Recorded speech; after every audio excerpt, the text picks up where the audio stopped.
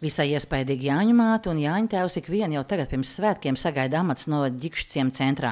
Un gan ne, jo te pašā Līgo vakarā solās būt vērienīga līgošana, kad kopā aicināti visi lielā novada iedzīvotāji. Visi, kuri vēl nav izlēmuši, kur tad pavadīt šo Līgo vakaru, ir laipni aicināti uz Ģikšiem, uz 4. amatas novada svētkiem Ģikšos. Kādēļ tieši Ģikšos ir 4. amatas novada svētki? Tas stāsts ir tāds, pirms 5 gadiem, kad bija doma veidot amatas novada svētkus, pirmā vieta tika noteikta tur, kur ir estrāde, un tā bija Skujene. Tur bija pirmie novada svētki, un saucās viņi mums Stāsti upe amatiņa, Kastavā pūriņā. Rādījām visu, ko mākam. Tālākos svētkus jau mēs noteicām izlozes kārtībā. Tad bija Zaube ar savu Zaubes ozola stāstu, tad bija Līvi, kuros mēs atgriezāmies mazliet pagājušā gadsimta kolhoza laikos. Bija Sarkano neļķu svētki, un šogad Līgo vakarā pie mums šeit Ģikšos.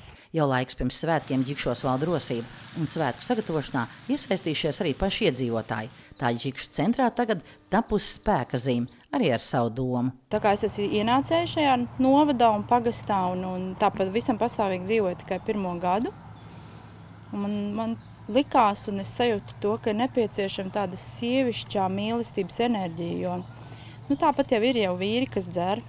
Ir bērni, kas tā kā plēšās, un kāpēc tas notiek? Nav jau jēga cīnīties ar tām lietām, kā teikt, pret to ir jādod tas, kas pietrūkst tiem cilvēkiem. Es, protams, saprotu, ka ar to vienu zīmi nekas netiks līdzēts, bet tas var likt cilvēkiem un vietējiem tā aizdomāties un mazliet pajusties savādāk. Un, kas zina, varbūt notiek brīnum un zīme arī nostrādā. Savukārt koncertam uzbūvēta estrāde, un 23. jūnijā 18. tad arī te sāksies kopīgā novada svētku svinēšana un ielīgošana. Šeit būs arī pasākuma atklāšana un koncertu uzvedums, mēs parasti sakam tā. Viņš sastāv no dziesmām, no dejām, no teātra spēlēšanas par latviešu dzīvi.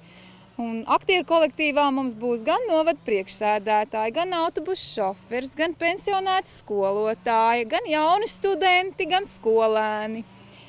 Tā kā daram visu, lai būtu interesanti. Dejas veidojam speciāli koncertam, mācamies, kleitas šujam un pošamies. Pēc svinīgās svētku atklāšanas mums ir paredzētas tādas interesantas aktivitātes, kur mēs noteiksim lielāko, ātrāko amatas alus dzērāju, kur mēs noteiksim ātrāko amatas sievu, kura pareizi saģērbsies tautas starpā.